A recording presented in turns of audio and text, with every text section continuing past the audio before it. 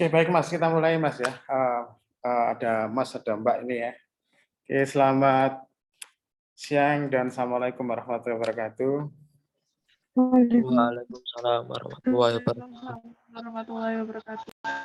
Oke, hari ini kita coba untuk membahas tentang ini ya, laporan KKN ya. Laporan KKN. Laporan. Oke, ya laporan KKN. Mungkin kalau boleh saya tanya, ini programnya apa? Program KKN-nya apa ya? Proyek desa, Pak. Proyek di desa ya. Oke, jadi kalau proyek di desa gitu ya, itu laporan KKN-nya seperti apa? Nah, ini ada bagan ya, ada bagan tentang seperti apa sih KKN tematik MBKM itu ya. Jadi ada berapa proses ini ya. Ada proses yang pertama adalah desain program. Jadi nanti di laporan KKN itu kami berharap ya dari kelompok ini KKN ini membuat laporan KKN yang bisa dibaca ya, dalam arti bisa dibaca dan enak dibaca. Bisa dibaca dan enak dibaca itu adalah tidak sekedar logbook ya, catatan harian itu ya. Karena di tahun yang kemarin itu banyak yang dikumpulkan itu hanya logbook ya. Hanya logbook dan mungkin beberapa DPL lupa untuk mengecek ya. Dan ternyata ketika di akhir tahun itu kita lakukan cek satu persatu itu Mas. Adik-adik ini ya. Dan ternyata banyak yang pertama hanya mengumpulkan cover. Yang kedua itu hanya mengumpulkan logbook. Hanya mengumpulkan foto. Jadi ada banyak masalah dalam laporan itu ya. Nah, laporan KKN yang seperti apa yang sebenarnya yang kita inginkan itu ya, dalam arti kampus Unesa inginkan itu adalah mungkin nanti lebih simpelnya itu adalah misalnya uraikan aja dulu di paragraf pertama itu tentang desain program. Dalam arti di sini programnya apa, program KKN-nya apa. Misalnya tadi ditulis proyek di desa gitu ya. Nah, proyek di desa ini kan tema KKN, tema besarnya ya. Nah, tetapi untuk mendapatkan program KKN proyek di desa dengan kasus tertentu, misalnya nanti kita karena proyek di desa di sini apa? Tema yang empirisnya apa kira-kira? Halo.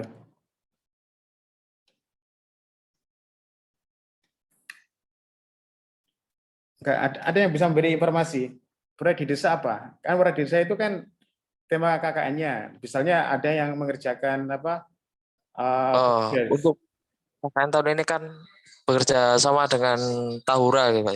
Nah, jadi lebih difokuskan ke Tahura. Untuk temanya sendiri menuju tata kelola desa penyangga Tahura yang lebih maju dan sejahtera. Nah, itu kan tujuan ya. Mungkin itu adalah lebih pada visi misi ya. Tapi yang misalnya proyek di desa nandur hutan gitu misalnya ya. Nanduri hutan ya. Misalnya kan harus jelas Mas, nanti biar membuat laporan KKN-nya itu lebih enak gitu Mas. Misalnya gini, di Surabaya itu juga sama, kerjasama dengan DP5A. Tapi di kelompok KKN itu punya program sendiri, misalnya asistensi mengajar, ada yang kewirausahaan, ada yang independen. Jadi istilahnya walaupun bekerja sama dengan DP5A, tetapi tetap punya punya program yang spesifik ya. Nah, yang di sini yang dituntut ini Mas Arya ya, ini harus jelas proyek programnya itu spesifik apa kira-kira di kelompok Anda ini ya, biar nanti laporannya enak Mas. Apa kira-kira biar jelas?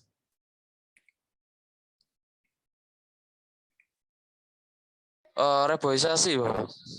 Ya. Lebih ditekankan ke kegiatan reboisasi. Soalnya dari kami sendiri kemarin ada masukan dari Tahura untuk melakukan kegiatan reboisasi di Puncak Gunung Gagal, juga ada reboisasi bersama di Blok Genitri Celaket. Reboisasi. Nah, misalnya kan sebenarnya di desain program ini misalnya oke lah, misalnya Anda mengatakan kelompok Anda ini reboisasi kan gitu. Nah, tetapi untuk mendapatkan program KKN, desain program KKN itu maka misalnya menceritakan bagaimana observasi di sini adalah bagaimana inkulturasinya. Jadi misalnya teman-teman bisa membuat laporan di paragraf pertama, misalnya menulis bagaimana datang di lokasi itu, lalu apa yang dilakukan gitu ya. Misalnya melakukan sowan kemana, inkulturasi ini sowan ya, bisa kemana, bisa bertemu dengan kepala desa, bisa bertemu dengan tahura, bisa ketemu dengan apa gitu ya. Nah, jadi ini adalah inkulturasi. Jadi sampaikan dulu misalnya beberapa alinea bagaimana Anda mengawali kegiatan itu ya. Jadi untuk menuju ke reboisasi. Jadi ceritakan dulu bagaimana proses Anda datang ke lokasi itu, lalu bagaimana cara Anda memperkenalkan diri ke warga atau bisa melalui top down misalnya dengan ke perangkat desa, atau bottom up misalnya Anda dengan menemui misalnya mitra masyarakat, tokoh masyarakat misalnya. Nah, itu diceritakan. Jadi ceritakan dulu tentang inkulturasi Anda. Oke, itu sebenarnya tuntutan dari pelaporan penelitian KKN itu seperti ini ya. Nah, misalnya setelah Anda menuliskan inkulturasi, bagaimana Anda memperkenalkan diri ya, inkulturasi itu ya dengan masyarakat. Lalu Anda outreach. Outreach ini misalnya kira-kira ya mungkin saya nggak tahu apakah Anda menemukan mitra nggak ya, Mas? Mitra. Ada nggak mitra? Ada, Bapak. Apa mitranya, Mas?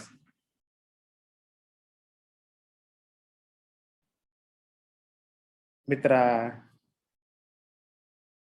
Nah, tadi kan sudah mencoba membuat paragraf bagaimana cara memperkenalkan diri kan ya. Ditulis saja satu paragraf, dua paragraf itu. Terus outreach ini penjangkauan, mitra. Sebenarnya tugas mahasiswa itu bukan menanamnya ya, bukan menanamnya itu. Reboisasi itu memang proyek, tetapi bukan terus menanam sendiri mahasiswa. Mahasiswa itu harus punya outreach. Outreach ini menjangkau mitra. Menjangkau mitra. Mitra ini adalah yang akan diajak kerjasama, bisa Karang Taruna, bisa kelompok relawan misalnya, relawan Tahura misalnya, outreach itu. Nah, jadi memang mahasiswa KKN itu bukan fungsinya malah menanamnya, itu bukan, tapi lebih bagaimana mahasiswa KKN itu menemukan mitra yang bisa diajak kerjasama. Mitranya bisa relawan. Saya lihat kemarin itu di Tahura itu banyak relawan misalnya. Jadi, nah mitranya berapa? Misalnya 10 relawan misalnya. Atau Karang Taruna misalnya. Atau apa? Misalnya kelompok apa? Pencipta alam misalnya. Nah, itu harus ada. Jadi sebenarnya yang menanami itu nanti mitra itu ya. Jadi mahasiswa ini lebih pada fasilitator ya. Fasilitator. Nah, makanya prosesnya itu adalah outreach. Outreach ini penjangkauan. Maka di laporan KKN itu dimunculkan beberapa paragraf misalnya mitra siapa yang diajak kerjasama dengan KKN ini. Nah, ada mitra dan ada stakeholder. Nah, itu ya. Beda. Mitra itu nanti yang akan bekerja sama dengan masyarakat KKN itu. Kalau stakeholder itu ada Tahura itu stakeholder ya. Tahura itu stakeholder. Seperti pemangku kepentingan ya. Misalnya kepala desa itu stakeholder. Jadi sebenarnya apa yang dilakukan oleh masyarakat KKN itu pada saat outreach adalah mengidentifikasi mitra, calon mitra yang dia bisa diajak kerjasama. Selain mengidentifikasi mitra juga ada yang namanya stakeholder gitu, memetakan stakeholder. Nah, itu sebenarnya yang diinginkan di laporan KKN itu, Mas ya. Mbak dan Mas. Jadi sampai di sini. Nah, jadi mungkin ini beberapa hari dan mungkin dapat beberapa paragraf misalnya bagaimana cara menjangkaunya, bagaimana cara menemuinya, terus sampai analisis hacking ini sampai nanti menemukan mitra yang benar-benar bisa diajak kerjasama dan ada yang tidak bisa diajak kerjasama. Misalnya ada Karang Taruna misalnya. Oh ya, kami memang sepakat dengan program reboisasi, tapi pada tahun ini kami tidak di situ misalnya apa yang kami lakukan. Nah, berarti ini kan tidak bisa diajak kerjasama. Dalam arti belum bisa diajak kerjasama. Maka yang mana? Misalnya relawan. Sebenarnya relawan. Oh iya, kami kebetulan tidak fokus pada reboisasi misalnya. Oh, berarti harus cari lagi sampai nanti dia ketemu nanti relawan yang benar-benar bisa diajak kerjasama. Itu jadi analisis hacking ini bagaimana teman-teman itu mengenali ada relawan yang cocok diajak kerjasama, ada yang tidak. Nah, setelah mengenali itu ada namanya skala prioritas. Skala prioritas ini tadi Anda teman-teman kan tadi kan menyampaikan apa sih program kami gitu ya. Program kami misalnya, oh iya diajak tahura, diajak menanduri hutan misalnya. Nah, tetapi di situ ada skala prioritas kecil misalnya yang akan dilakukan oleh mahasiswa KKN dengan mitra itu adalah misalnya reboisasi ya tadi. Kenapa kok memilih reboisasi? Nah, sebenarnya di laporan KKN itu yang lebih diutamakan itu pada prosesnya, Mas dan Mbak ya. Proses bagaimana cara mencari mitra tadi. Lalu bagaimana diskusinya dengan teman-teman itu, bagaimana cara mencarinya. Lalu skala prioritas ini sebenarnya dengan FGD ya. Jadi misalnya teman-teman pernah misalnya, alhamdulillah kalau pernah misalnya ya. Jadi mengumpulkan mitra, mengumpulkan stakeholder, lalu merumuskan kira-kira programnya apa. Nah, itu jadi program reboisasi itu harus muncul dari mitra tadi dan stakeholder, bukan dari mahasiswa ya, bukan dari mahasiswa ya. Nah, karena mahasiswa ini hanya sebagai fasilitator, karena apa? Intinya bahwa ketika KKN ini selesai, mitra ini tetap jalan, gitu ya, mitranya itu tetap jalan. Jadi mahasiswa ini adalah fasilitator yang menemukan tadi ada outreach itu menemukan dan mempertemukan dengan stakeholder. Nah, gitu ya. Jadi misalnya tapi kami misalnya laporan yang paling bagus itu misalnya adalah prosesnya, suka dukanya misalnya, bagaimana mencari mitra kesulitan sampai putus asa misalnya, sampai teman-teman misalnya mungkin sudah sampai putus asa misalnya. Nah, seperti itu. Lalu bagaimana misalnya tarik ulur misalnya bagaimana menentukan program reboisasi, ada yang menginginkan reboisasi, ada yang tidak itu. Nah, ini seharusnya muncul di laporan KKN-nya itu. Karena apa? Ketika mengumpulkan banyak orang, mitra, dan stakeholder itu pasti kan programnya macam-macam. Ada yang minta program A, ada yang minta program B, ada yang C. Nah, sebenarnya mahasiswa ini lebih pada memfasilitasi mereka. Kenapa kok memilih program reboisasi gitu ya? Mitranya ya, misalnya kenapa? Karena KKN ini dengan tematik MBKM ini memang program-program itu tidak boleh ada di atas meja ya di kampus lalu dibuat program itu tidak, tapi bagaimana program itu muncul dari bawah, dari masyarakat sendiri, dari mitra itu. Nah, jadi sebenarnya di desain program itu alangkah baiknya kalau misalnya mahasiswa itu menuliskan laporan, membuat paragraf yang menarik, bagaimana suka dukanya melakukan inkulturasi, bagaimana suka dukanya atau strateginya bagaimana outreach penjangkauan itu. Nah, misalnya, lalu bagaimana strategi cara menentukan mitra yang bisa diajak kerjasama itu dengan analisis hacking, dengan perkataan. Ini kayaknya nggak bisa diajak ini. Oh ini bisa, ini nggak bisa. Nah itu. Nah, bagaimana menentukan skala prioritas tarik menarik itu dengan FGD. Lalu kalau misalnya sudah disepakati dari mitra dan stakeholder itu ternyata programnya adalah reboisasi itu ya, maka di sini harus ada seminar. Nah itu ya, seminar kecil-kecilan, bukan seminar besar-besar gitu, enggak. Seminar misalnya atau workshop lah di situ. Nah, jadi ada laporan di situ tentang workshop tentang menetapkan program reboisasi, dan itu dengan skala apa itu. Nah, itu ditetapkan di situ. Kenapa kok harus ada workshop? Itu karena apa? Karena program ini kan miliknya mitra dan ada stakeholder, lalu ada fasilitator mahasiswa. Nah, supaya diharapkan apa dengan adanya workshop atau dengan seminar itu programnya itu didengar banyak orang ya. Nah, istilahnya deklarasi lah. Oh, wow, didengar bahwa kami sekarang ini ada, kan gitu. Kami ini ada gitu ya maksudnya. Kami akan melakukan reboisasi ya, itu dengan melibatkan mungkin mitranya tadi relawan atau apa. Saya tertarik kalau misalnya teman-teman ini pakai mitranya relawan gitu ya. Karena ada banyak relawan saya lihat di sana ya. Nah, sehingga Sehingga di laporan program itu, desain program itu jelas kelihatan itu ya. Kelihatan di sini tarik ulurnya seperti itu. Sampai akhirnya diputuskan dan akhirnya masyarakat tahu bahwa ada yang namanya program reboisasi yang digagas oleh Mitra X dengan fasilitator mahasiswa UNESA dan stakeholdernya adalah Tahura. Nah, seperti itu. Ini di desain program. Makanya kenapa di desain program ini teman-teman ini mahasiswa itu diberi banyak waktu ya, bisa mungkin 1 bulan sendiri ya untuk menemukan tadi mungkin 1 minggu biasanya itu inkulturasi itu 1 minggu menemui X, menemui Y, menemui A, semua ditemui semua tokoh agama, tokoh masyarakat gitu ya. Tergantung misalnya teman-teman ini misalnya kalau Muslim ya bisa dengan jamaah di masjid, dengan di musola sehingga nanti bisa berkenalan kan gitu. Jadi inkulturasi itu bisa formal, bisa informal. Nah, kita kan ingin tahu seperti apa yang dilakukan oleh teman adik-adik KKN ini kan dengan inkulturasinya itu, lalu outreach-nya itu seperti apa, ya ditulis di situ di laporannya.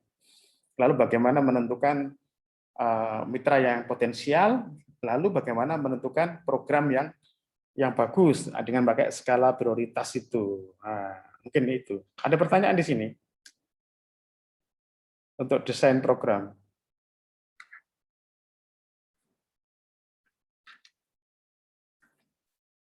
Untuk sebab laporannya itu bagaimana nanti, Pak? Ya tadi mungkin diawali dengan tadi itu desain program gitu. Karena itu kan kalau nggak salah waktu Anda pertama kali kan langsung desain program ya. Ada dosen mata kuliah desain program kan ya. Iya, Pak, perancangan Nah, program. desain program. Nah, laporannya itu lebih pada tulislah dengan paragraf yang bagus ya, yang apa ya, karena Anda harus berlatih juga dengan membuat skripsi atau artikel itu ya. Jadi lebih pada paragraf yang utuh ya, misalnya. Tadi itu misalnya dengan inkulturasi misalnya, Anda membuat paragraf tentang inkulturasi yang pertama. Tapi ditulis saja di situ desain program gitu ya.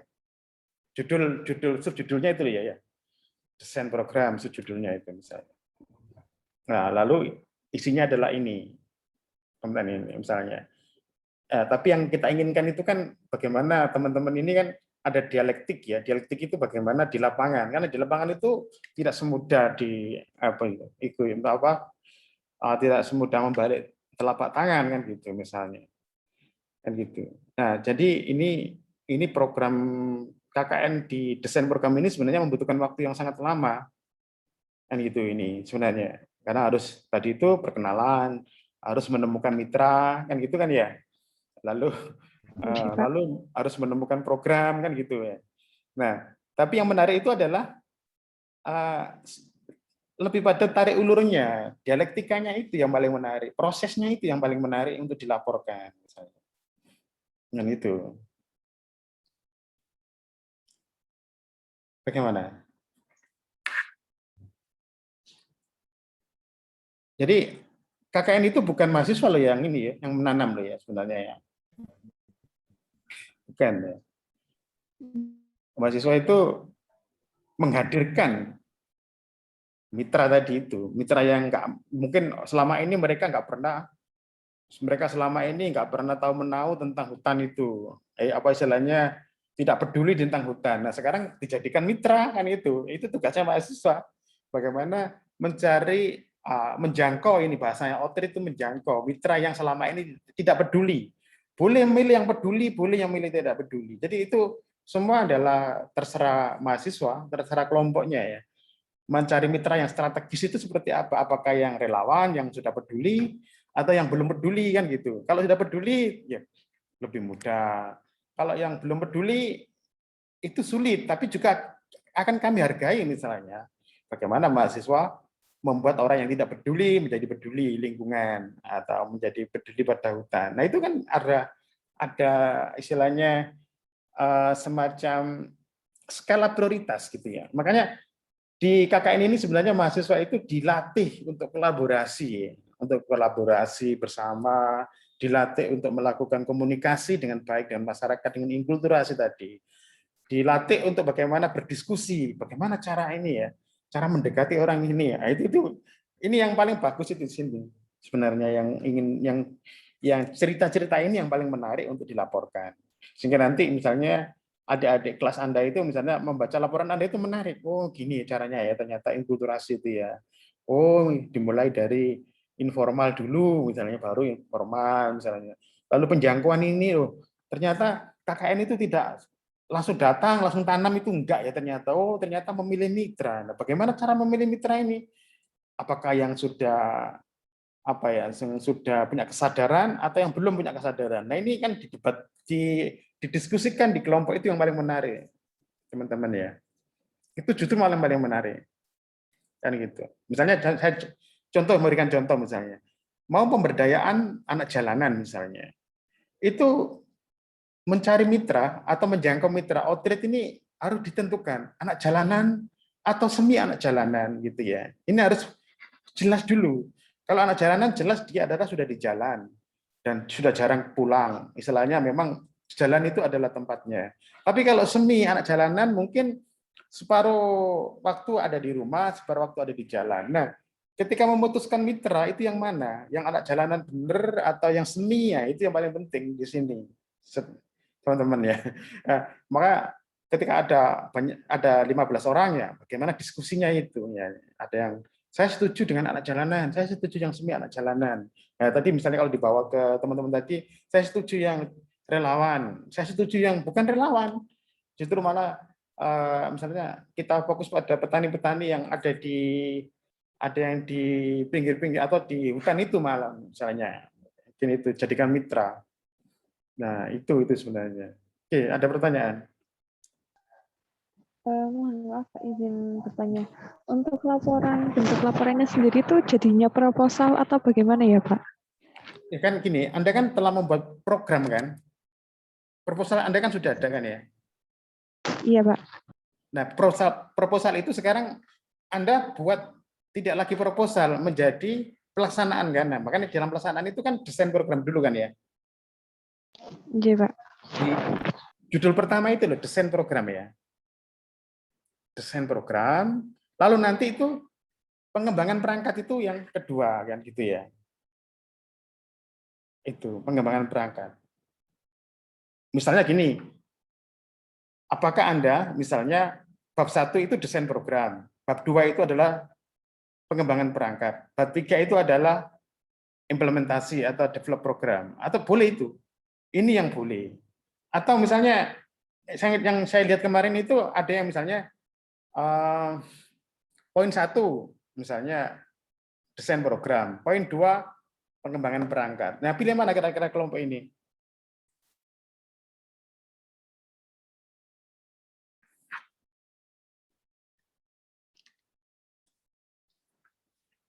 Halo. Halo, Pak. Nah, Kelompok saya memilih desain program, Pak. enggak, maksudnya kan tadi kan ada dua desain, Mas. Desain pertama itu desain mengalir, misalnya yang poin pertama itu adalah desain program.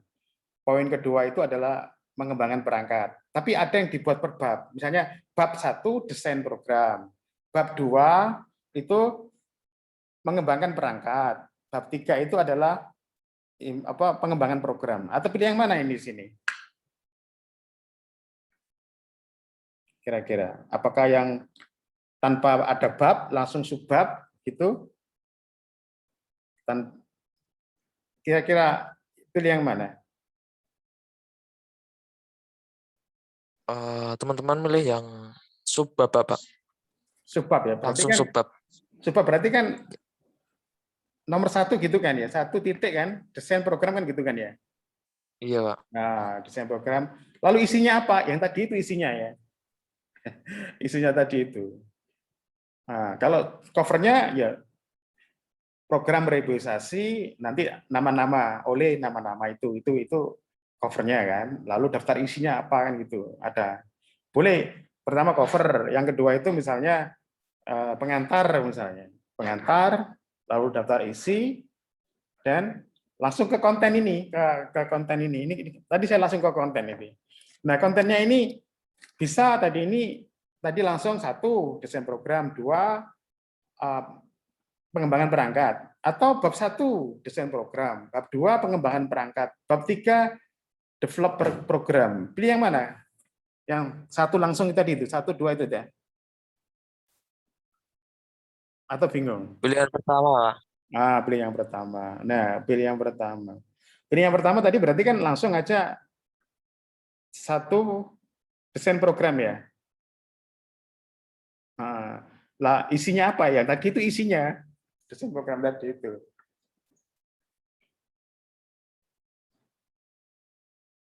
Nah, kira-kira gimana isinya? Kontennya tadi itu kira-kira kesulitan nggak teman-teman? Insya Allah tidak, Pak. Tidak ya. Oke, alhamdulillah kalau tidak ya. Karena apa? Karena ketika nanti itu apa ya? Ketika nanti misalnya divisi KKN itu mengkompilasi laporan itu lebih enak gitu ya. Lebih enak kalau misalnya jelas gitu ya. Alurnya itu loh, ada alurnya itu misalnya. Bukan terus misalnya hari ini mengerjakan ini, besok mengerjakan ini, ya itu agak kesulitan. Kalau ketika dikompilasi agak kesulitan. Tapi misalnya kalau teman-teman membuat semacam, ini kan seperti artikel ya, ini kan seperti artikel mengalir, atau seperti buku kan gitu ya. Jangan seperti itu, seperti buku atau seperti artikel itu ya. Sehingga ketika dibuat seperti ini mengalir itu lebih enak. Jadi membuat paragraf lah yang bagus ya. Misalnya desain program, Anda dapat berapa paragraf itu ya. Bukan terus kadang-kala itu cuma 1 kalimat, 2 kalimat gitu ya. Tapi jadi kembanglah paragraf itu ya. Misalnya ada yang mungkin membuat draft, lalu ada yang memperbaiki gitu, ada yang menambah-nambahi kan gitu. Misalnya gitu. Bagaimana untuk yang desain program ini sendiri?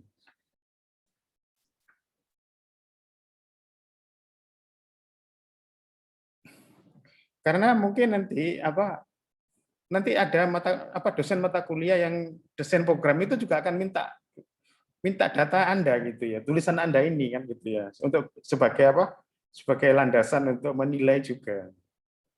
Nanti itu ya. Jadi tadi jelas misalnya reboisasi. Lalu bagaimana cara mendapatkan program reboisasi itu dengan menemukan mitra dan stakeholder itu ya. Itu yang itu. Bagaimana? Apakah kita bisa bergeser ke pengembangan perangkat?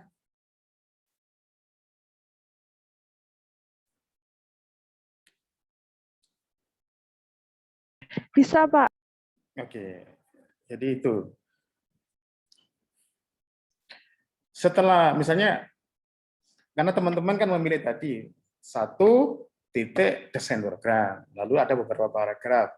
Berarti sekarang 2 titik develop perangkat, pengembangan perangkat ini ya. Ini yang pengalaman perangkat. Nah, pengembangan perangkat ini apa misalnya? Pengembangan perangkat ini ada beberapa. Kalau misalnya gini ya, di LSM, iya kebetulan saya dulu sebelum jadi dosen itu LSM ya. Jadi kalau yang pertama tadi kan teman-teman mengerti adanya outreach itu penjangkauan. Nah, kalau yang di develop perangkat ini adalah retreat. Retreat ini adalah, nah apa bedanya antara retreat dengan outreach? Outreach tadi kan penjangkauan ya. Jadi teman-teman datang ke lokasi KKN langsung perkenalan, menyebar kan gitu. Nah, makanya tergantung metodenya apa. Apakah PAR atau ABCD atau CBBR gitu. Nah, itu macam-macam. Kalau misalnya PAR ya punya outreach yang berbeda. ABCD punya outreach yang berbeda. Itu misalnya ada dalam arti mengidentifikasinya. Kalau PAR mungkin lebih mengidentifikasi masalah. Kalau misalnya ABCD lebih mengidentifikasi potensi yang ada di alam di situ, ada di desa situ. Nah, tadi artinya bahwa teman-teman ini benar-benar ini. Teman-teman ini benar-benar datang ke lokasi KKN langsung menyebar. Nah, setelah itu menemukan program, menemukan mitra, menemukan stakeholder, langsung ke retreat. Retreat ini dianggap bukan lagi menyebar, tapi justru ke dalam. Jadi akhirnya tadi menemukan mitra, lalu mitra ini dibentuklah semacam kayak organisasi gitu ya. Misalnya organisasi ada ketuanya siapa, ada sekretarisnya siapa, ada bendaranya siapa, ada seksi-seksi reboisasi itu siapa. Nah, setelah terbentuk itu lalu misalnya ada ada pelindungnya siapa, kepala desa, atau misalnya pembinanya siapa, misalnya stakeholder tadi Tahura misalnya. Nah, lalu itu harus disahkan oleh perangkat desa ya. Ada stempel di situ, ada kepengurusan di situ. Nah, ya kan gitu.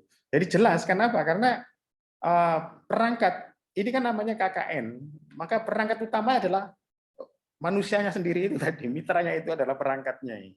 Perangkat adalah mitra yang ada legitimasinya, terlembaga maksudnya. Jadi diakui oleh kepala desa, diakui oleh masyarakat, diakui oleh stakeholder. Nah, setelah ada pengurusan sah dari kepala desa itu, maka barulah ada bisa mengurus MOU atau SPK, kan gitu kan ya. Nah, yang diminta oleh kampus kan, oleh prodi kan, SPK kan.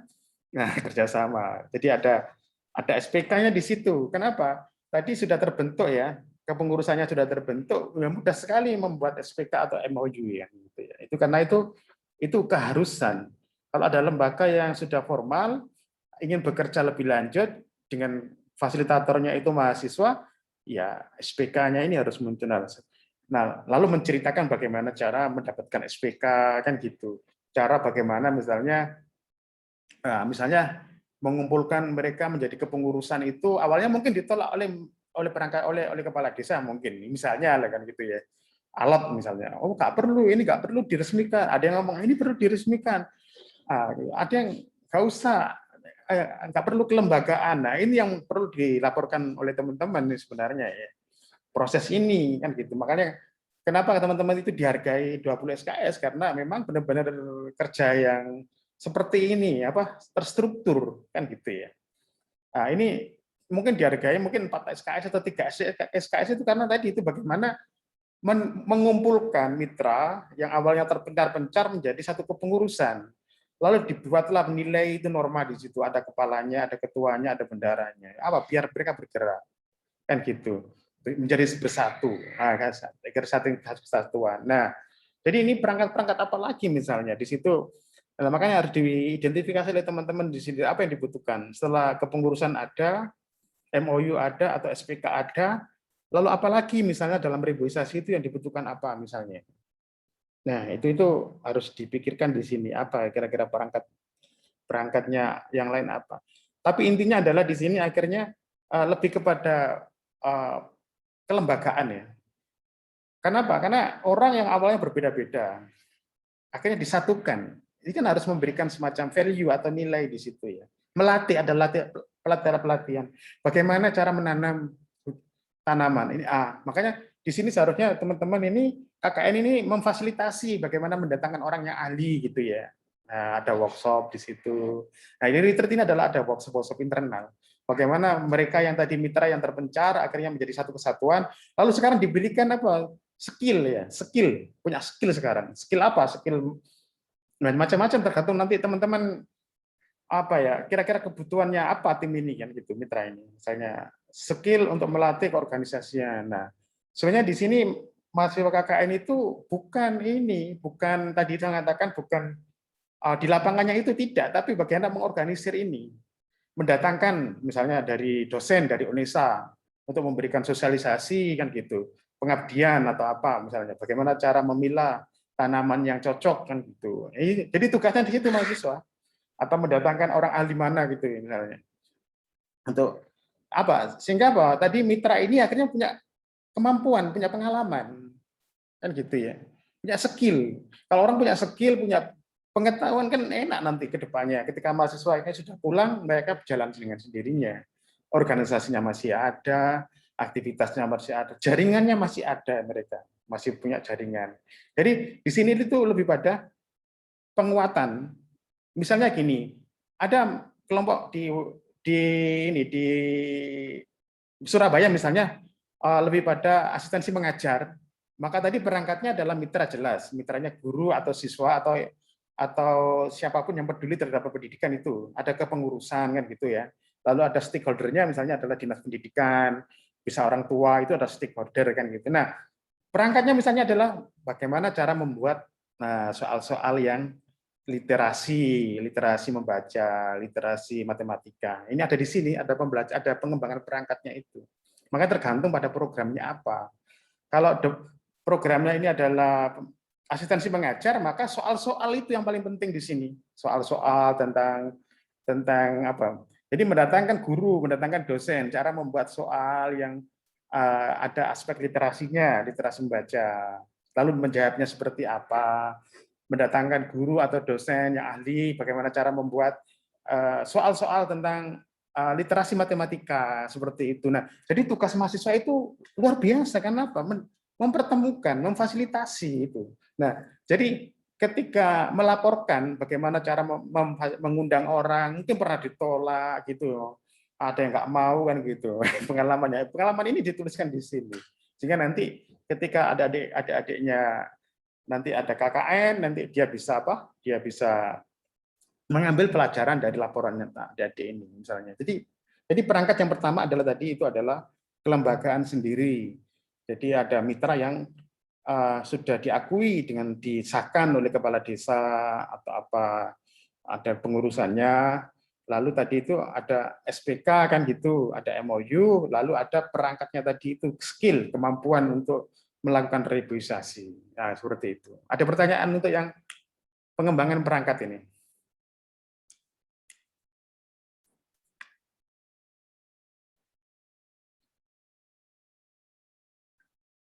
Halo, ada pertanyaan untuk yang pengembangan perangkat?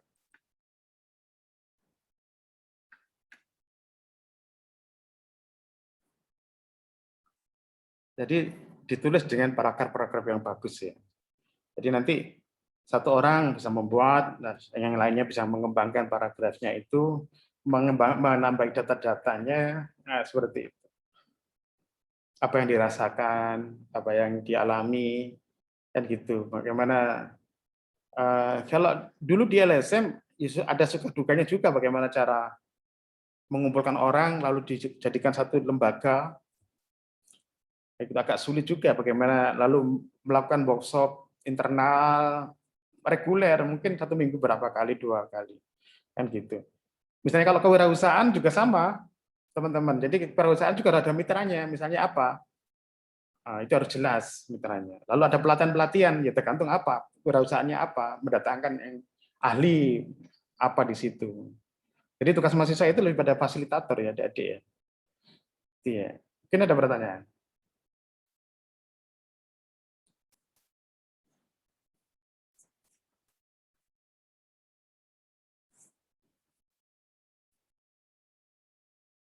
Ada pertanyaan atau memang karena sinyalnya ini bermasalah? Iya, Pak. Untuk yang pengembangan perangkat tadi kurang memahami, Pak. Perangkat tadi ini kan Anda kan tadi kan reboisasi ya ini ya. Tadi kan tak contohkan misalnya kalau misalnya apa asistensi mengajar kan ya. Asistensi mengajar kan tadi jelas perangkatnya adalah ada mitra yang terlembaga kan, yang misalnya bisa dari elemen dari guru, dari orang tua siswa, atau dari apa istilahnya pengamat pendidikan, terserah itu ada mitranya apa tadi. Nah, setelah ada mitra kan jadi ada kalau misalnya guru, kalau pendidikan mungkin boleh juga disahkan oleh kepala desa misalnya. Nah, setelah itu kan tadi apa tadi? Setelah mitra tadi bisa membuat MOU kan sama PSK kan, PSK sama SPK. sorry. Nah, lalu kan tadi itu perangkatnya kan jelas, kalau asistensi mengajar kan apa? Soal-soal kan ya. Soal-soal literasi. Kenapa? Tujuan dari asistensi mengajar itu adalah memperbaiki literasi kan gitu. Literasi numerik, literasi membaca. Nah, itu. Maka pelatihan. Nah, kalau reboisasi saya kira kan juga punya mereka apa? Mitra ini kan perlu bagaimana mengenali jenis-jenis pohon yang pas kan gitu ya. Mengenali